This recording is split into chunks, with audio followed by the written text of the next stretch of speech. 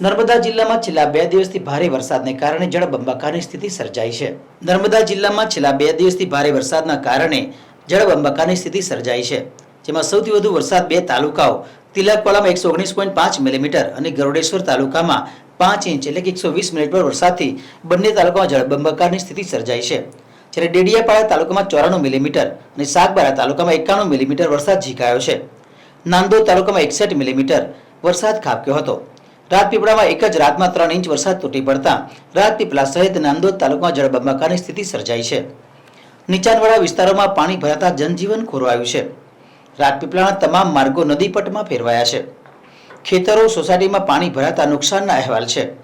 ગણેશ પંડાલોમાં પાણી ભરાતા ગણેશ ભક્તો આયોજકો ચિંતામાં પડ્યા છે.